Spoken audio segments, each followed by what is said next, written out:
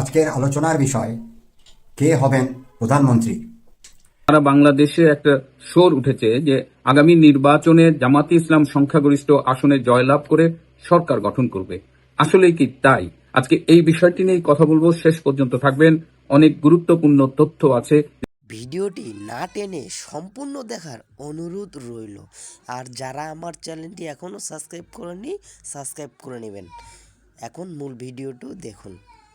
করে কি এমন হলো যে বাংলাদেশে একেবারে অনেকের সাথে কথা বলেই জানতে পারছি যে আসন্ন 12ই ফেব্রুয়ারি যদি নির্বাচন হয়, সেই নির্বাচনে জামাত সংখ্যাগরিষ্ঠ আসনে জয়লাভ করবে। এবং ইতিমধ্যেই আপনারা শুনেছেন যে একটা সংখ্যা 162 আসনে জামাত এবং তার জোট জয়লাভ করবে। একদম সুপরিকল্পিতভাবে এই 162টাই চালিয়ে দেওয়া হয়েছে। হ্যাঁ, পার্লামেন্টের কথা অনেকে বলছেন যে বিএনপিকেও কাছাকাছি 130 বা এরকম আসনে জয়লাভ করানো হবে, যার ফলে একটা খুব স্ট্রং ঝুলন্ত পার্লামেন্ট হয়, কেউ একক সংখ্যাগরিষ্ঠ না পায়।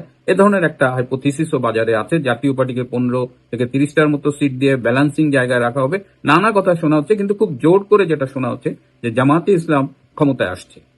কিছু ন্যারেটিভ শুনলেই বোঝা যায় যে গত 17 মাস এবং তার আগে 2001 থেকে 2006 কিংবা তারও আগে আমরা বিএনপিকে দেখেছি, এবার জামাতকে দেখেন। এবং আওয়ামী লীগের বিরুদ্ধে তো অভিযোগের শেষ নাই, বিএনপির বিরুদ্ধে অনেক অভিযোগ। এবং বিএনপি 17 মাসে যে পারফরমেন্স দেখিয়েছে, সন্ত্রাস, চাঁদাবাজি, খুন, ধর্ষণ, তাতে আর 2001 সাল পর্যন্ত ফিরে যাওয়ার দরকার নেই। সুতরাং এই সুযোগে জামাত বলছে, এবং জামাত ঘরে ঘরে যাচ্ছে, বাড়িতে বাড়িতে গিয়ে তারা নারী ভোটারদের এনআইডি কার্ডের তথ্য সংগ্রহ করছে এবং অত্যন্ত পরিকল্পিতভাবেই জামাত এগোচ্ছে।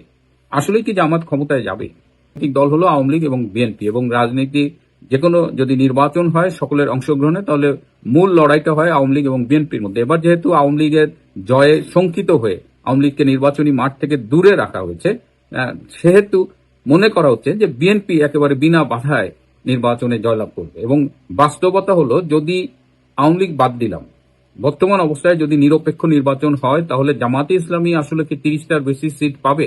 এ পর্যন্ত বাংলাদেশে কোন নির্বাচনে তারা সর্বোচ্চ 18টার বেশি আসন পায়নি। যেবার 18টা আসন পেয়েছিল, সেবারও বিএনপি।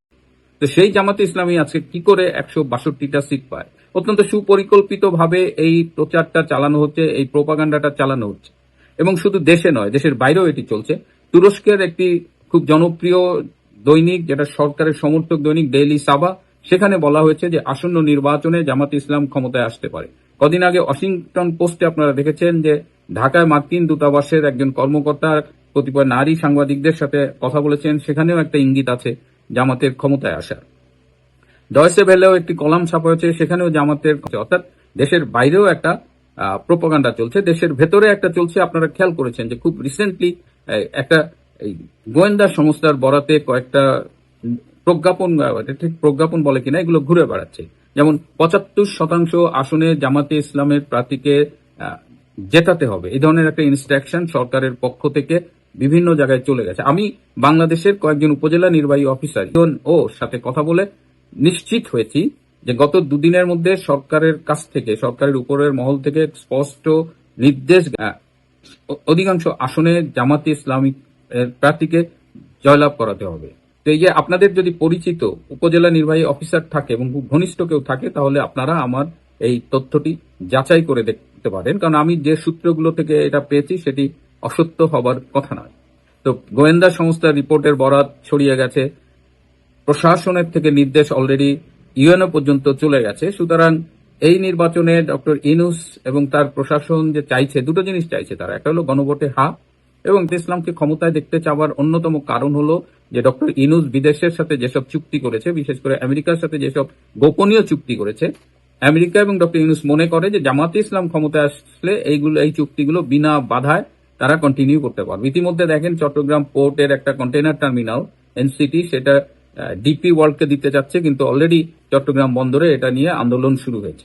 কিন্তু জামাত আসলে তারা ধারণা করে যে ইউনূস যে সার্ভিসটা, যে সুযোগগুলো দিয়েছে বিদেশি পরাশক্তিদের, জামাত উইল কন্টিনিউ দ্যাট, বিকজ জামাতের তো বাংলাদেশের প্রতি খুব একটা মমতা নেই। বাংলাদেশের 71-এর যে মুক্তিযুদ্ধ, সেই যুদ্ধে জামাত ইসলাম আজকেও বাংলাদেশের ব্যাপারে, মুক্তিযুদ্ধের ব্যাপারে তাদের সেই ভূমিকাটা চেঞ্জ হয়নি। একটা জিনিস খুব যেটা রটানো হচ্ছে যে আওয়ামী লীগকে দেখেছেন, বিএনপিকে দেখেছেন, জামাত একেবারে ধোয়া তুলসী পাতা, তার গায়ে দুর্নীতির দাগ নাই, চাঁদাবাজির দাগ নাই, সুতরাং জামাতকে ভোট দিন। এই যে দাবিটা করছে, এটা কি আসলেই সত্য? এটা অস্বীকার করছি না যে জামাতের বা শিবিরের কর্মীরা হয়তো টেম্পু স্ট্যান্ড দখল করে না, হয়তো আপনার বাড়ির তৈরির সময় যে বলে না যে আমি বালি সিমেন্ট এগুলো সাপ্লাই দিব, কিন্তু জামাত কিন্তু অনেক হাই লেভেলে অনেক বেশি দুর্নীতিতে জড়িত। চাঁদাবাজি তো জামাতের একদম শিরায় শিরা। 24 সালের অগাস্ট যে জঙ্গি অভ্যুত্থানটা হলো, তারপরে জামাত প্রায় 40 থেকে 50 হাজার কোটি টাকা চাঁদাবাজি করেছে। একটা উদাহরণ দিই, চট্টগ্রামের একজন শিল্পপতি, একটা শিল্প গ্রুপ, বাংলাদেশের ওয়ান অফ দ্য লিডিং শিল্প গ্রুপস, সেই শিল্প গ্রুপের তাদের কাছ থেকে তাদের বলা হয়েছিল তারা ফ্যাসিস্ট শেখ হাসিনার সরকারের দোসর, সুতরাং তাদের বিরুদ্ধে ব্যাপক ব্যবস্থা নেওয়া হবে। তাদের কাছ থেকে 1000 কোটি টাকা চাঁদা নিয়েছে, হাদিয়া নিয়েছে জামাতে ইসলাম, এবং নয় তারা ব্যবসা করছে, তাদের বিরুদ্ধে কোনো আইনি মামলা টামলা কিচ্ছু নাই। এই গ্রুপটা সম্প্রতি এই যে বিদেশ থেকে বাংলাদেশে গম আসে, সেই গম আনার জন্য বাংলাদেশের এজেন্ট তারা, অর্থাৎ 1000 কোটি টাকা তারা দিয়েছে ঠিকই, কিন্তু তার চেয়ে বেশি টাকা তারা তুলে নেবে। আরো বেশ কয়েকটা শিল্প গ্রুপ জামাতকে সরাসরি ফান্ডিং করছে। একটা শিল্প গ্রুপ জামাতের সকল নির্বাচনী ব্যয় বহন করছে। এদিকে ইসলামী ব্যাংকের নামে তারা 5-6টা ব্যাংকের দখল নিয়েছে, এই ব্যাংকগুলোতে তাদের স্টাফ রয়েছে। সুতরাং জামাত ইসলামকে যদি আপনি সাধু ধোয়া তুলসী পাতা বলেন, তাহলে সেটা হবে সত্যের বরখেলাপ। এখন পাচ্ছে এই যে সরকার চাইছে জামাত ইসলাম ক্ষমতায় আসুক, আবার সেনাপ্রধান এই জেনারেল ওয়াকার খান তিনি আবার তারেক রহমানকে আশ্বাস দিচ্ছেন যে বিএনপি ক্ষমতায় আসুক, এটা তিনি চান, কিন্তু এটাও সত্যি নয়। কারণ ওয়াকার খানের এই ব্যবহারটা যদি এতদিনে আমরা না বুঝতে পারি, তার চরিত্রটা যদি না বুঝতে পারি, এই ওয়াকার খান যিনি শারীরিক অসুস্থতার কারণে আর্মিতে মেডিকেল গ্রাউন্ডে প্রমোশনের অযোগ্য ছিলেন, ব্রিগেডিয়ারের উপরে তার প্রমোশন হওয়ার কোনো বৈধ কারণ ছিল না, সেই নিয়মের ব্যত্যয় ঘটিয়ে শেখ হাসিনার সরকার তাকে সেনাপ্রধান করেছিলেন, এবং সেই সরকারের সাথে কি পরিমাণ বেইমানি করেছে এই ওয়াকার খান। এবং 4 আগস্ট 2024 রাত পর্যন্ত সে শেখ হাসিনাকে বলেছিল যে আমি এগুলো, আমার আর্মি এগুলো টেক কেয়ার করবে, আপনি এগুলো নিয়ে টেনশন করেন না, আপনার দলকে রাজপথে নামিয়েন না। ঠিক একই গেম সে তারেক রহমানের সাথে খেলছে। তারেক রহমান কিংবা বিএনপি এটি বুঝতে পারছে কিনা এটা তাদের ব্যাপার। তবে বাংলাদেশের 12ই ফেব্রুয়ারি যদি নির্বাচন হয়, সেই নির্বাচন নিয়ে কিন্তু ফলাফল যে কোনো মুহূর্তে, এবং জামাতকে ক্ষমতায় আনার জন্য সেনাবাহিনী, ইনুস এবং সরকারের প্রশাসন সর্বোচ্চ চেষ্টা করছে। এর সাথে কয়েকটা বিদেশি শক্তিও জড়িত। এই অবস্থায় বিএনপি কি তৈরি আছে?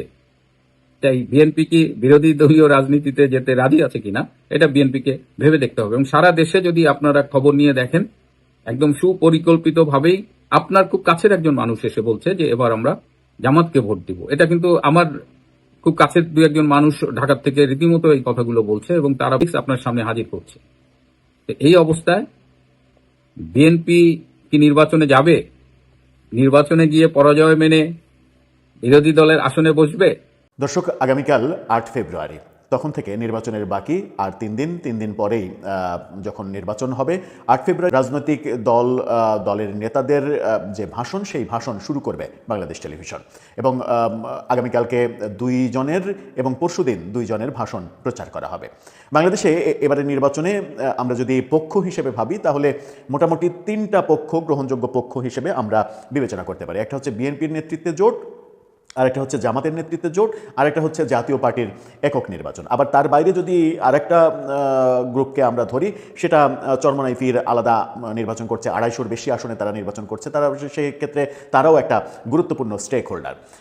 চরমোনাই একটা গুরুত্বপূর্ণ স্টেক হোল্ডার। জাতীয় পার্টি 196 আসনে নির্বাচন করছে, সেখানে মাত্র 30টি নির্বাচনে অংশগ্রহণ করছে আমাদের এনসিপি। ওই রকমই কাছাকাছি সংখ্যায় আসনে নির্বাচন করছে মামুনুল হকের দল। জামাত 200-র বেশি আসনে নির্বাচন করছে। এই ব্যাপারগুলো আমরা দেখছি। বিটিভিতে আমরা জানতে পারছি যে আগামীকালকে 2 জনকে এবং পরশুদিনকে 2 জনকে ভাষণের সুযোগ দেওয়া হচ্ছে। কিন্তু প্রশ্ন এসেছে যে একই জোটের 3 জনকে ভাষণের 1 জন মাত্র ভাষণ দিচ্ছেন, বাকিদেরকে কোনো সুযোগই দেওয়া হচ্ছে না। কিন্তু বিটিভির তরফ থেকে বলা হচ্ছে যে যারা আবেদন করেছে তাদেরকে ভাষণ দিতে দেওয়া হচ্ছে। কিন্তু এই ব্যাপারটা গ্রহণযোগ্য ব্যাপার হতে পারে না। নির্বাচন কমিশন এই ব্যাপারটা নির্ধারণ করবে, বিটিভি না। নির্বাচন কমিশন তার ক্রাইটেরিয়ায় এই ব্যাপারটা নির্ধারণ করবে যে কাদেরকে বাংলাদেশ টেলিভিশনে তাদের বক্তব্য দেওয়ার সুযোগ দেওয়া হবে, এবং তার জন্য একটা নীতিমালা থাকতে হবে। নীতিমালাটা হতে পারে যে জোট হিসেবে, নীতিমালাটা হতে পারে যে আসন সংখ্যার দিক থেকে করছে সেই হিসেবে নীতিমালা গৃহীত হতে পারে, কিংবা বাংলাদেশের পুরানো ঐতিহ্যবাহী দল হিসেবে সেই হিসেবে নীতিমালা তৈরি করা হতে পারে। কিন্তু একটা নির্দিষ্ট নীতিমালা থাকার কথা, কিন্তু তার কোনোটাই আমরা দেখছি না। ভয়াবহ একটা ব্যাপার দেখছি বিটিভিতে ভাষণের এই এই প্রক্রিয়ায়, যেখানে আমরা দেখছি জামাত জোটের পক্ষের 3 জনকে ভাষণ দিতে দেওয়া হচ্ছে, বিএনপি জোটের 1 জনকে মাত্র ভাষণ দিতে দেওয়া হচ্ছে, অন্যদেরকে কোনো ধরনের গোনার মধ্যেই আনা হচ্ছে না। কিন্তু বিটিভির তরফ থেকে বলা হচ্ছে দেখি যে বিটিভি কি সিদ্ধান্ত নিল, আদতে কি হওয়া উচিত ছিল, যে সিদ্ধান্ত বিটিভি নিল সেটাকে লেভেল প্লেইং ফিল্ড নির্বাচনের ক্ষেত্রে বলা যায় কিনা। থাকবেন পলিটিক্স টিভির নিয়মিত আয়োজনে।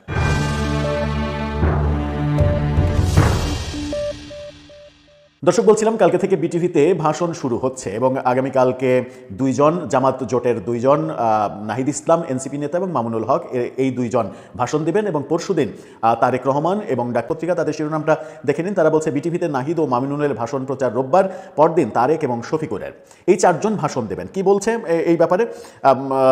এই 4 জন শীর্ষ নেতা বিটিভিতে ভাষণ প্রচারের অনুরোধ জানানোয় তাদের জন্য সময় বরাদ্দ দিয়েছে রাষ্ট্রীয় এই সম্প্রচার মাধ্যমটি। কিন্তু রাষ্ট্রীয় এই সম্প্রচার মাধ্যমটি এখন পুরোপুরি নির্বাচন কমিশনের আন্ডারে একটা সম্প্রচার মাধ্যম হওয়ার কথা, সরকারের আন্ডারে না। কিংবা বিটিভি নিজে একা এই ধরনের সিদ্ধান্ত নিতে পারে না যে কেউ আবেদন করলো আর তাকে ভাষণ দিতে বিটিভি সুযোগ দিল, এই ক্ষমতা নর্মাল টাইমে তো নেই এবং নির্বাচনকালীন সময়ে তো নেই। নির্বাচনকালীন সময়ে সম্পূর্ণ নিয়ন্ত্রণ নির্বাচন কমিশনের থাকার কথা।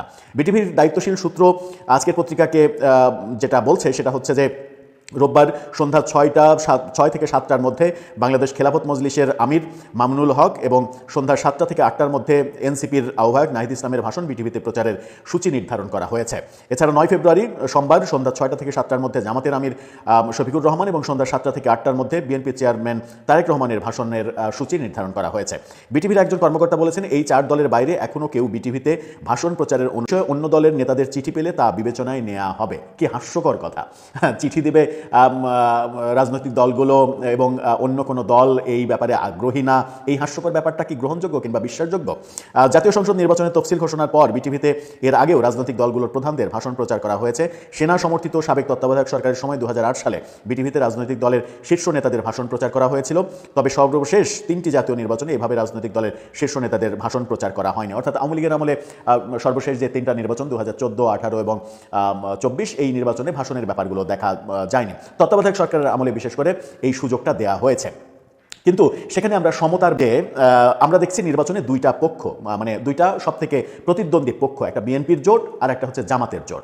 এখন বিটিভি জামাতের জোট থেকে বিটিভি বলছে যে আবেদন যারা করেছে তাদেরকে এই সুযোগ দেওয়া হয়েছে। এখন মানে একজন স্বতন্ত্র প্রার্থী তিনি যদি আবেদন করেন তাকে বিটিভি সুযোগ